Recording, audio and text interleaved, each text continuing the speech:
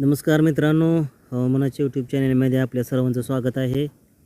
आपल्या ह्या यूट्यूब चॅनलमध्ये आपण जी शेतकरी बांधवांपर्यंत माहिती देण्याचा प्रयत्न करत असतो, ती खरी माहिती देण्याचा प्रयत्न करत असतो. तर शेतकरी बांधवांना एक आनंदाची बातमी आहे की पुढील काही दिवसांमध्ये चांगल्या स्वरूपाचा पाऊस हा पडू शकतो, असं IMD हवामान अंदाजाचा जो अंदाज आहे तो देण्यात आलेला आहे. आणि सगळ्यात महत्त्वाची गोष्ट म्हणजे बंगालच्या उपमहासागरात आणखी एकदा कमी दाबाचे क्षेत्र निर्माण झालेलं आहे. आपण बघू शकता. तर हे कमी दाबाचे क्षेत्र पुढील काही दिवसांमध्ये महाराष्ट्रासाठी चांगल्या स्वरूपाचा पाऊस जो आहे तो आपल्या महाराष्ट्र राज्यासाठी चांगला पाऊस पडू शकतो. तर आज महाराष्ट्र राज्यामध्ये घाटमाथ्यावरती तसेच मुंबई, पुणे, कोल्हापूर, सातारा, सांगली, सोलापूर या भागामध्ये, नाशिक असेल, अकोला, हा जो काही दापोली साताऱ्याचा भाग आहे आणि कोल्हापूरचा भाग आहे, तर ह्या ठिकाणी चांगल्या स्वरूपाचा पाऊस जो आहे तो पडू शकतो.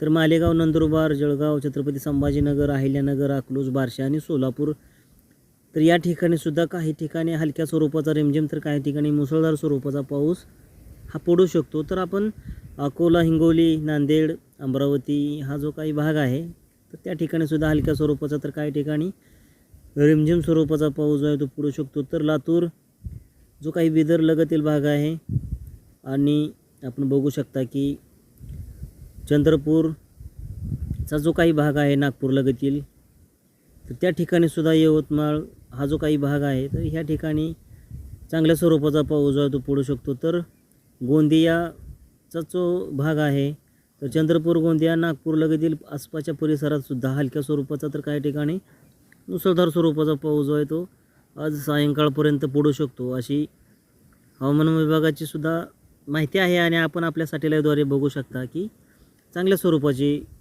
माहिती आपल्याला आपल्या व्हिडिओच्या माध्यमातून देण्यात येत आहे.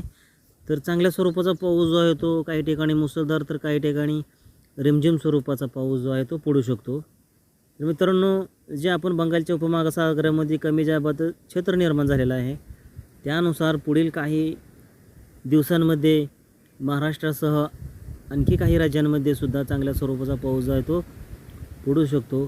तर अशाच माहितीच्या व्हिडिओसाठी आपल्या चॅनलला आपण सबस्क्राईब करा. आपले व्हिडिओ आपल्या शेतकरी बांधवांपर्यंत शेअर करा, जेणेकरून चांगल्या स्वरूपाची माहिती आपल्या शेतकरी बांधवांपर्यंत मिळेल.